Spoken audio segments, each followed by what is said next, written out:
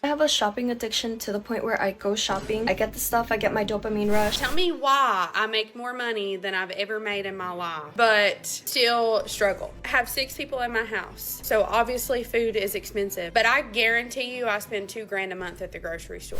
Do not ever think that you need to buy a brand new car. Nobody driving down the road is going to look at you and be like, wow, they're driving a brand new Suburban. Mom knows that I'm trying to move out, but I literally can't move out because she has my credit held hostage. And these financial decisions went bad like 2-day-old groceries that was supposed to last at least a week. Good thing is, at least we can learn from it so you don't repeat these same mistakes. I have a shopping addiction to the point where I go shopping, I get the stuff, I get my dopamine rush, and then I have to return everything because I realize I didn't even need anything. Or sometimes like I'll order stuff online and like I'll be so excited to get it and I'll be like checking when it's gonna get there, and as soon as I get it I'm like, oh, like it's here and I actually didn't want it. I know it's so bad and like I don't want to increase my carbon footprint. Like that's really not what I want to do. I don't want to be someone who just consumes and is easily influenced. I think I heard of like using up all of your stuff before you buy the next thing. So like wearing my sweaters until they are like ripped up, you know, wearing my shoes until they no longer work. I realized like I spend so much money on things I don't need, and I spend hours like kind of adding things to my cart, and in the end like I'll just remove everything from my cart, or like I'll spend hours adding things to my cart, they'll be delivered to my house, and then I realized I didn't even need them, and I just wasted hours of my life on shopping. And it's so bad because like yesterday I spent like probably 4 hours looking for something and trying to convince myself like, do I want to buy it? Like I was so tempted just because of the lower prices, and I realized I don't need any of that. And when I realized that, it was already like 10 p.m. I had to go to sleep. I pretty much wasted my day and I didn't spend time with my dogs and my family, and I was like, why did I do that? So I think that's just something that I'm gonna be working on. So kudos to her, because it says here on the screen she's trying to get rid of her shopping addiction. And I believe she's not alone in how she feels. I believe a lot of people get that dopamine hit from shopping. That's why they can't stop. That's why I like to talk about this topic about people shopping, chasing the next hit, just to find out that they're never really satisfied, because many people think when they get that one thing that that's going to be good enough. And the truth is, it's not. I believe a lot of people are seeking something way deeper than an item, and that's why they keep going shopping over and over and over. On the surface level, that looks like, oh, I'm just shopping. Financially, though, this can lead to large numbers of debt, especially when you can't tell yourself no. And in her case, she's ending up wasting a lot of her time. Time is also very valuable. You're not getting that time back that you spent scrolling, contemplating, having anxiety about, oh, should I get this thing? Should I not get this thing? When you really think about it, you really don't even need it. And not to say that there's anything wrong with buying things you don't need. However, shopping addictions put a lot of people in bad financial situations. I think it's important to get to the root cause of why people are going through a lot of the things that they are going through. It could be a coping mechanism, which is why I think it's great to talk to people who have that sort of expertise, therapists, counselors, etc. Absolutely nothing wrong with seeing any of these people. I've done so, not for shopping, but for other reasons. And honestly, that's better self-care than loading up your cart, getting a dopamine hit, and repeating the cycle over and over and over and still not being fulfilled. And kudos to her for being so honest and vulnerable about this. And comment down below if you know anybody or if you are struggling with a shopping addiction. And the comments are juicy. It says here, unfollow all influencers, delete shopping apps, move your money to another account where you can't easily access it, limit screen time, change your perspectives, look at items as how many hours of work does this item cost me? Thank you. I've been saying that for years. Have you been watching all these tips? Great. I will add a comment here to where it says limit screen time. You can actually set certain parameters on your phone. Y'all, they have apps for this. They even have settings in a lot of phones where it will limit you, cut you out all the way if you are getting too close or over your screen time. A lot of people are doom scrolling on TikTok, Instagram, Amazon, and you're seeing all these new products. It would be crazy to think that you're not going to be influenced. Heck, I'm influenced by a lot of stuff I see. I'm like, wait a minute. I be looking at some of these videos like, you know what? That ain't looking too bad. It's normal. And that's what I want to point out to y'all, the power of influence. A lot of y'all aren't going to be able to shake that. It takes a certain level of discipline. And I'm not trying to be mean, but some people lack a little bit less discipline than others. And because of that, it's a lot easier to justify those purchases in that cart. It's a lot easier to say, well, I just put it on Klarna, Afterpay, Affirm, it'll get taken care of. This comment here says, find a hobby. I started gardening. Now, here's the thing, y'all. I'm glad that this person is getting into gardening, but gardening can get expensive. Any hobby you pick up, I promise, there is a way to find a way to make it expensive.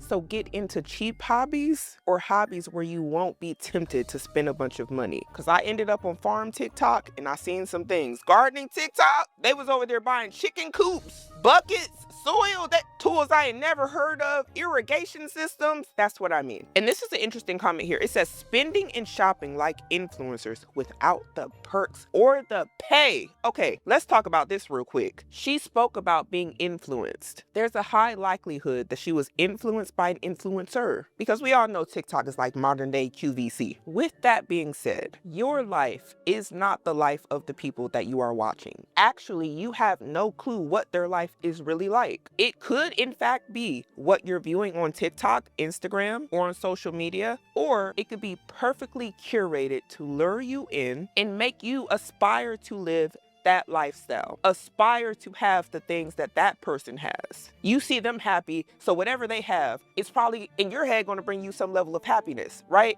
No, you don't know if they're doing it for the real or for the fake. So I would challenge you all to do this. If somebody has you in a chokehold as far as influence goes, when it comes to your bank account, when it comes to your finances, you need to draw the line in the sand. That's them. That's fine. Nothing wrong with aspiring to do certain things other people do. But remember, their bank account is not your bank account. So act accordingly. I say this with love. I come in peace. I promise.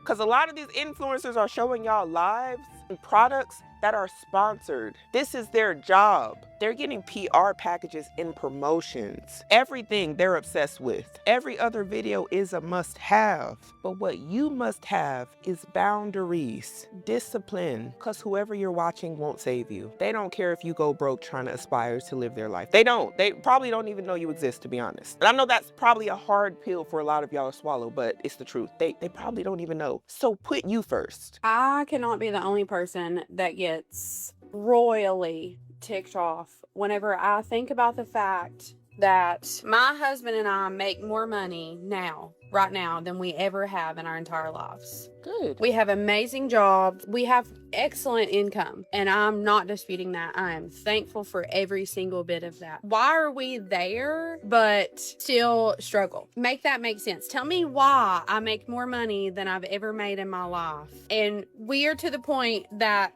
times are such a struggle for everybody. I have 6 people in my house, so obviously food is expensive, but I guarantee you I spend $2,000 a month at the grocery store. Wait, we're not just about 6? Ma'am, is they children? Because what? 6? That might be where that's a lot of mouths to feed. For what? I can go spend $100, get a pack of hamburger meat, some green beans, some bananas, strawberries, and a case of water. That's $100. How are people expected to survive in times like this? How? And if y'all are out there freaking balling, you'll never convince me that it's not because you're also going in debt at the same time. I'll say there are definitely people who are balling that aren't going into debt. I know a lot of y'all aren't going to want to hear that, but it's true. But ma'am, 6 people in the household, if she wasn't including herself, this is a lot of people. This is a reasonable reason not to be balling for you. Even though she may be making a lot of money, her and her husband, which is like great, that's a blessing. But let's not act like 6 people might not come with a large financial load to the household that you live in like that. Ooh. I mean, you'll never convince me of that. Like, we have standard car payments in today's time. Okay. Which is still disgusting because we have a $550 truck payment and an $800 SUV payment. But now, can't make it up. So $2,000 on groceries, minimum, it seems like. $800 for one car,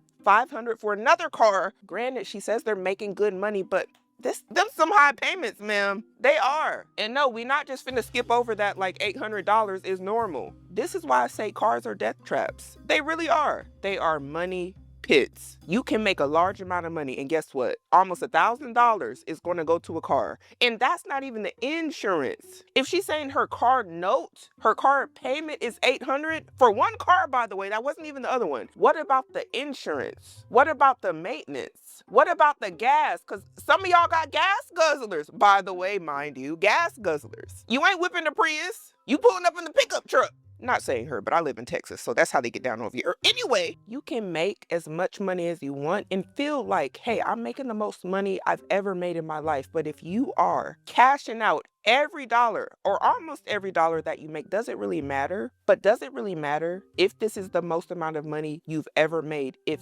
this is the least amount of money you've ever been able to keep? Probably not. Now, I definitely feel her on these groceries because I'm feeling it. Everybody's feeling it. I don't care how much money you got. It's quite obvious there's a problem there. However, 6 mouths? That's a lot of people to feed, contributing to a high bill and very astronomical numbers on the car payments.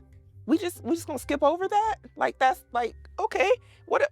We got a mortgage? How much is the rent? There are other factors that you have to consider. Not just, oh, we're making more money than we've ever made. That doesn't matter. There are many people who make millions of dollars and they're paycheck to paycheck. So the idea that just because people are making high incomes, they're not paycheck to paycheck is not always true. Because time and time again, we have these videos of nurses, doctors, physical therapists saying, I make $200,000 and I'm broke. All their money is going into their houses. All their money is going into their cars. Their refusals to relocate because they're locked in where their children go to school. They want to provide their children with the best school. Point is, all the money is going out. You're not keeping anything. So yeah, you might end up paycheck to paycheck, just like somebody who's in a lower tax bracket than you. We have a $550 truck payment and an $800 SUV payment, but that's not uncommon. That's not uncommon. Why are times the way that they are? Why do I spend almost $1,000 a month just to have a car, a good car to provide for my kids, to take my kids places? Why?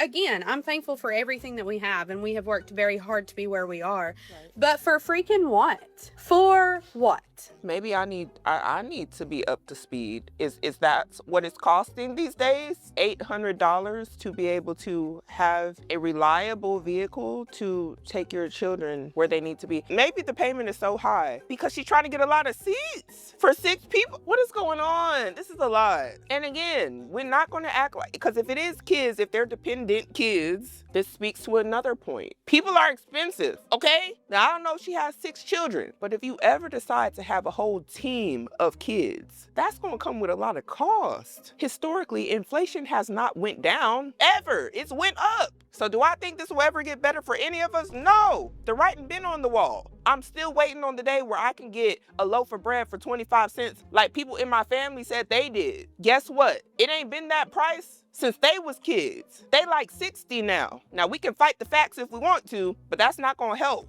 And just like that price of bread is now $3, $4 and not 25 cents like I want it to be, the prices of everything are going up, including if you have a tribe of kids, including if you have a lot of people that you are taking care of. Everything is going up. More people, more money that you gotta spend. And I'm sorry that she is feeling the pinch, but y'all not finna gaslight me into thinking that $800 for a car payment is normal. We ain't that far going yet. We might be getting there, but we ain't there yet. Let me look at these comments. This comment here says, you are not alone, but an $800 car payment is a bit much. Thank you. Starting to get a little worried about y'all for a second there. Another comment here says, a car that has an $800 payment is a choice.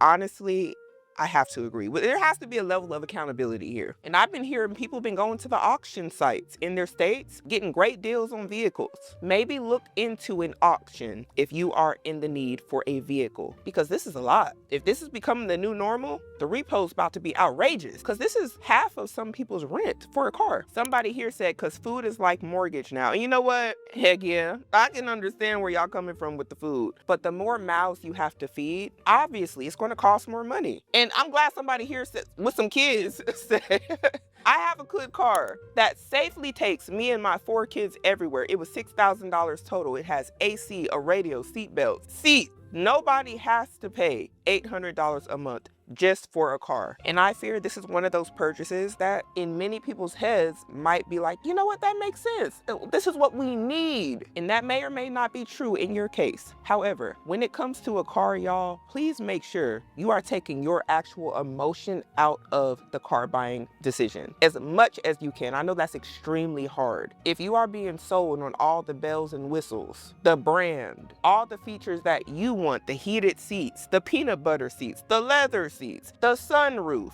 these are not necessities that you need to buy into. Buy into what you can afford, what is most likely to be reliable based off of the car history. Don't get it because it looks clean. Don't get it because you want to make people jealous. Don't get it and then say you got it because you have kids and you pulling up in a Range Rover or a Jeep talking about you got kids and you can't afford it. Get a reliable family car for an affordable price.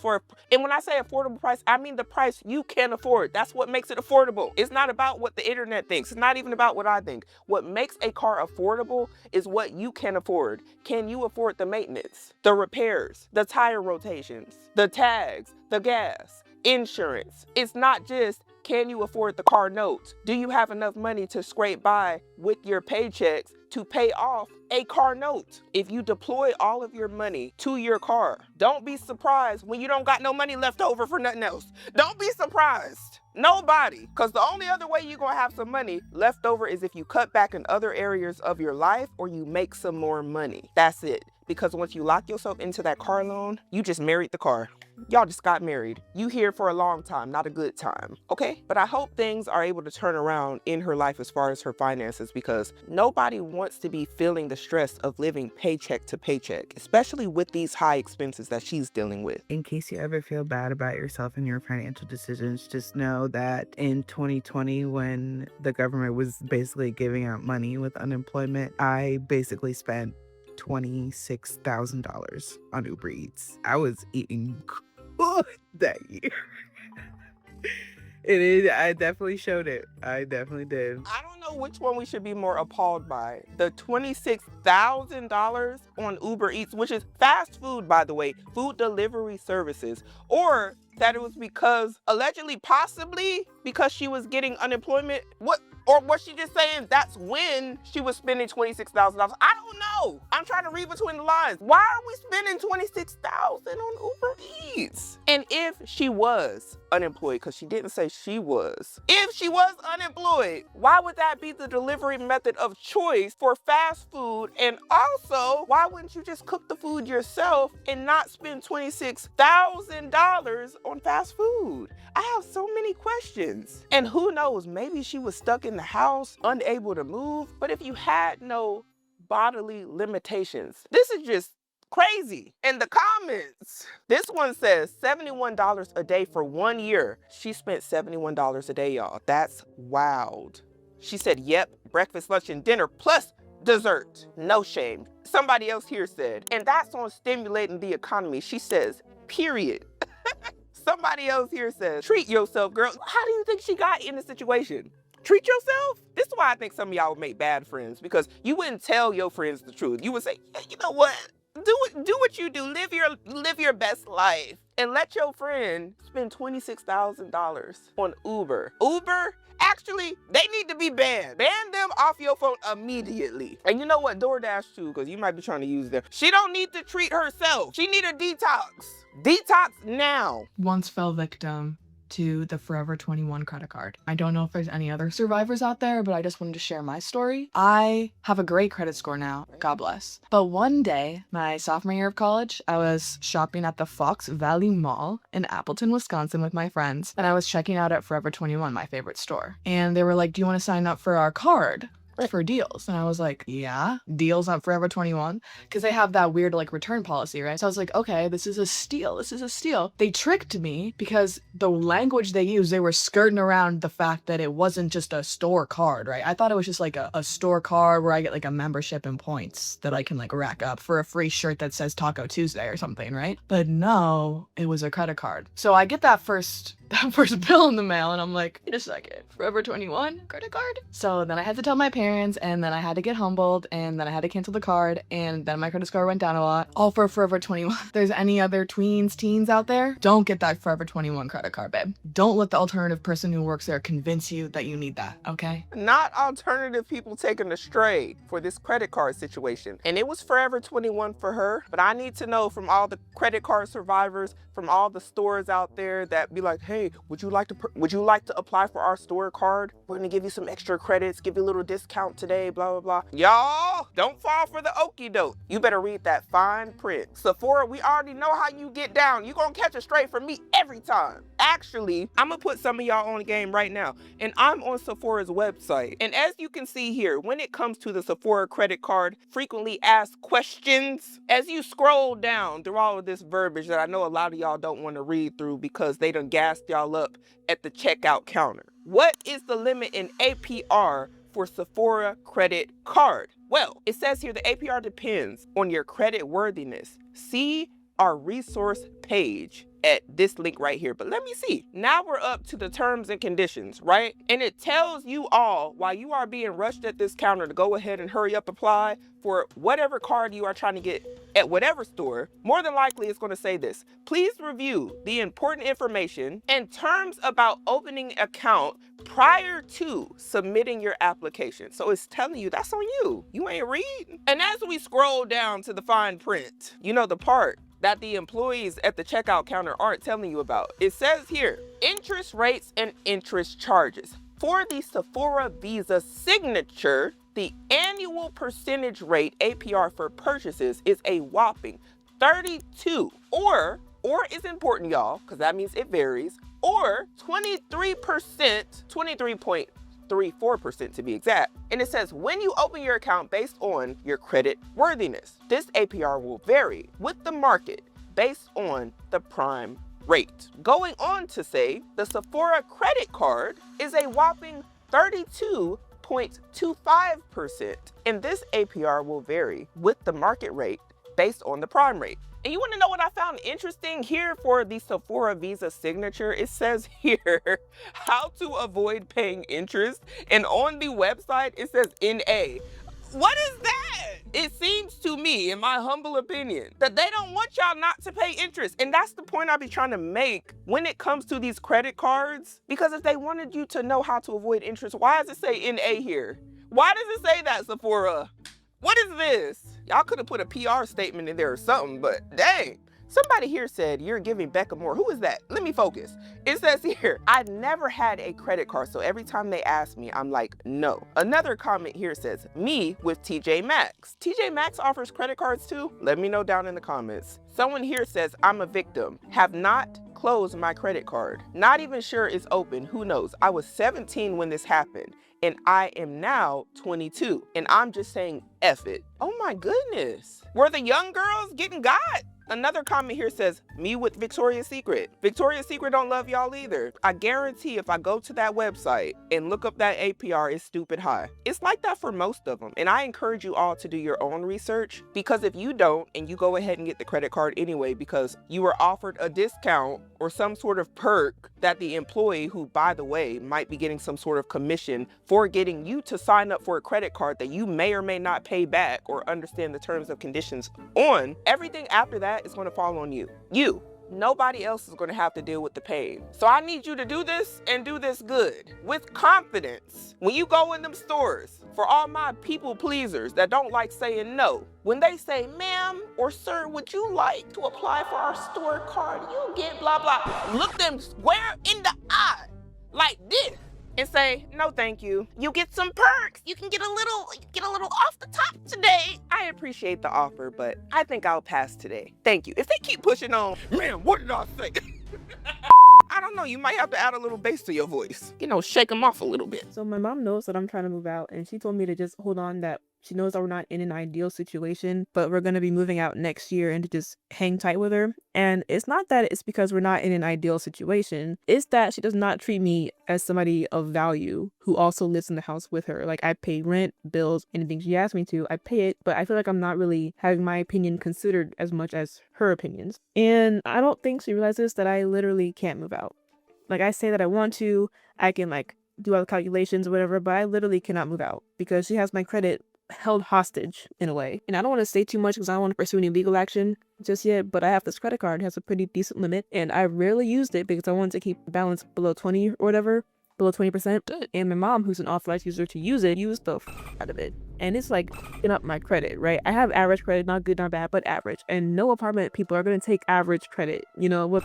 And not only that, my name is literally on a lease somewhere else, and that might be all I could say without admitting to something illegal. Savings account.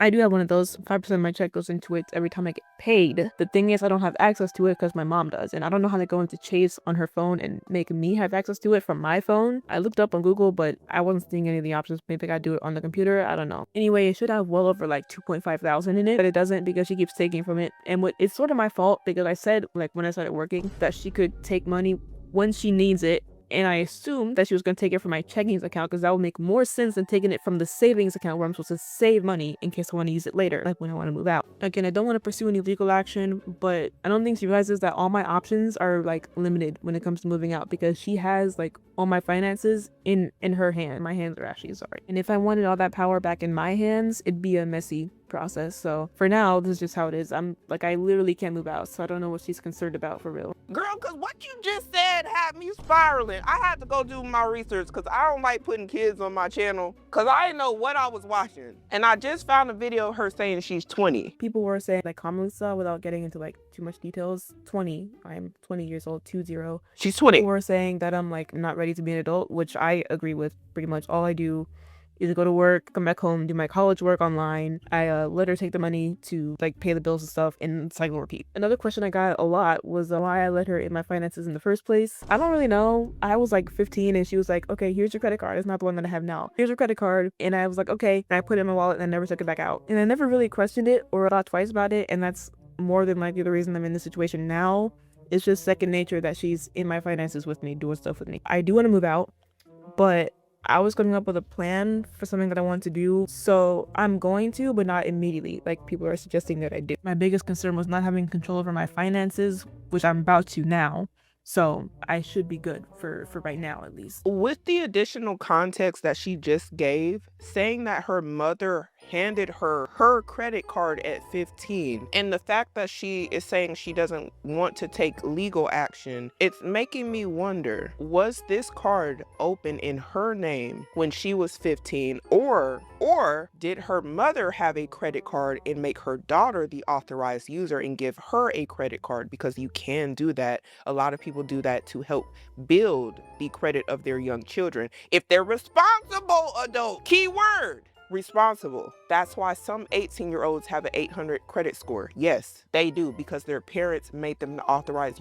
user on a credit card, hooked them up, and when they're 18, they're able to go get a car with a good APR, not having to rely on their parents for a cosign. What she's discussing here, it seems like her mother had attached herself to her finances at a very young age. And as she's getting older and wanting to move out, the resources that she is trying to save are not available. I'm gonna say this, it be the parents sometimes. It be the parents. As soon as some of these kids turn old enough to get a job, get a paycheck, here come the parents with their hand out talking about, what can you do for me? Y'all be on some day 26, what you got for me? I wanna see.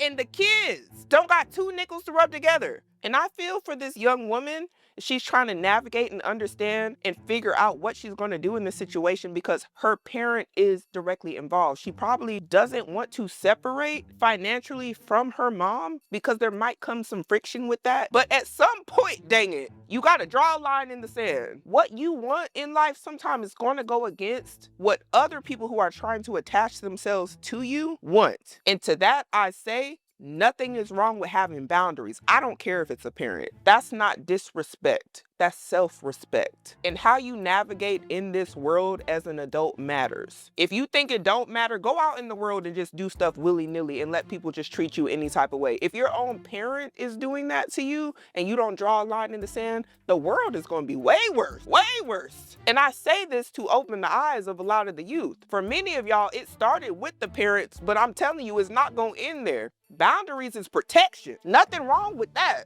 So if anybody ever try to make you feel bad about having having boundaries, that's a them problem. Because imagine going through your whole life with no boundaries. How do you think that would go? And financially, it would be even worse. You would get ran over all the time. You would find yourself in these tragic financial situations. And who's going to help you? And you know the answer to that. This is really sad. I'm really wishing her well. And I thought she's like 18 or something. I'm looking at her, I'm like, she's an 18-year-old, but she's 21. Mama doing her in. Bless her heart. Now, I wanted to look at some of the comments in the original video because that was interesting. It says here, close that credit card immediately. Do not give her access to any of your finances, and I couldn't agree more. Make sure you don't have any unknown open account that she has opened up under your name, and go get a roommate. Somebody here is saying don't close the credit card, that will affect her credit history. I would say this, there at least at minimum needs to be a separation between the mom, in my opinion, and the daughter. There is a reason when you run credit scores that whatever your parent did is not attached to you and your social. That's why a lot of people, especially in our community, and y'all know what I'm talking about, and no, I'm not dancing around it to make none of y'all feel comfortable because you know what I'm talking about. A lot of people in our community will use the social of their children. Yeah, because the children don't have bad credit yet. Maybe you made some mistakes in your past and you looking at your child like, yeah, you know what? Their family, they'll understand. And this is how a lot of people get set up for failure into their youth. And it's very unfortunate. Another comment saying, get her the F out your finances immediately. Yes, somebody here said, are you venting or do you want a solution? She said, I was venting, but it's good to know the actions I considered taking, but decided against were not me overreacting, and absolutely not.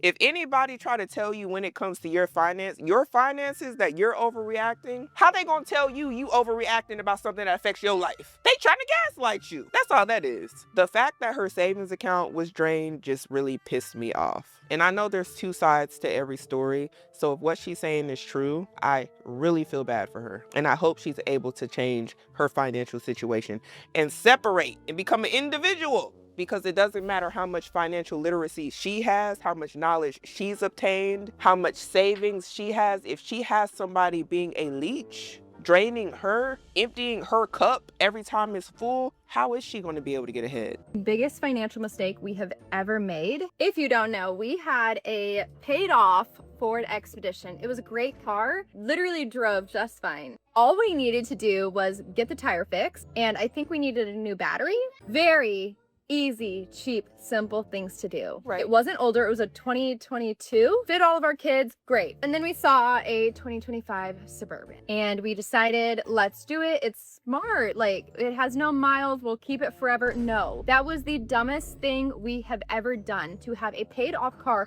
with no car payment going to a non-paid off car was so dumb. Do not ever think that you need to buy a brand new car. Nobody driving down the road is going to look at you and be like, wow, they're driving a brand new Suburban. I'm so glad she said that part out loud. We don't want the kids putting their shoes on the seats, which, you know, we get. Don't want them eating. They make messes and we like panic. It just doesn't really make sense with young children, and we regret our decision so much. So we are honestly thinking about going and getting something older. We do have equity in our car, and so we've thought about going, taking it in, looking for something no more than like 29, 30,000, and just not having a car payment. Yeah. $800 for a car payment is literally just, her car payment is $800 too, just like the other woman's was. Is this the new normal? I gotta know. Is this the standard? I'm not accepting it. I'm rejecting it. Absolutely not. Stupid. It was the stupidest financial mistake we have ever made. Oh, now we're looking at cars, kind of seeing what we want to do. I have been looking into the Toyota Highlander, I think it is. And I think the Sequoia we're also looking at. We obviously need 5 seats for kids. And obviously we don't want a ton of miles. So let me know what you would do. Has anybody ever turned their brand new car in for an older car? I just feel like having the financial freedom is so worth it, because $800 is a lot. That could go towards our house. That could go towards so many other things. Yeah. We wouldn't have to worry about the kids like, oh, putting their foot on the seat and be like, hurry up and get it off. Yeah. And again, I think it's important children take care of things. It is important, but you know what I mean. I think she got to do what's best for her. So it really don't matter what none of y'all online think. It don't matter what I think. It matters what's best for her. And I think she knows what she should do, because $800 and all that noise that we was hearing in the background, there's a lot going on that she might be able to save money for other things instead of $800 for a car. It makes it even worse that she was out of a car loan and then got into another one. Not because she needed it, because they wanted it. And this is what I mean by a lot of people will justify the car purchases just to regret it later. And I don't remember her saying she did it because she had children, but even if that is the logic for a lot of people, do you see how she described, oh, I have to tell them to put their feet down and they're kicking the back of the seat, getting they muddy shoes, all on this expensive leather. You know, that's to be expected. They're kids. We don't expect them to be in the back seat, not wiping their boogers on the back, you know? Not getting they popsicle stains and high fructose corn syrup all on the back of your seat. We don't expect that. Yeah, we expect them to have a level of discipline if the parents are raising them that way, but they're kids still. They don't understand that that car is expensive. They don't value it like you do. You gotta go work and pay off that car note. They just know they riding in the back of somewhere that their parents told them to get in the car. That's all that they know. And I want y'all to think about that when y'all are saying, hey, I got this for my kids, blah, blah, blah, blah, blah. Think about the after effects, especially if you have a paid off car. There might be other better options, like not getting another car loan, just sticking with what you have, maybe building up an emergency fund, a savings account. Maybe by the time you really want another car, you can probably pay cash for it. You can go to Facebook Market, go to an auction, not have to get another car loan. And I'll say this, I also think that she's feeling this way because she had a taste of what it feels like to not have a car loan, just to be back paying $800 and regretting it. But on the bright side, you, the viewer out here, have the opportunity to learn from these people's mistakes. You don't have to make them. You can hear what other people have experienced and say, you know what, I don't want that for myself. You have more power than you think. And with that being said, we got to start making better decisions today in order to have a better future.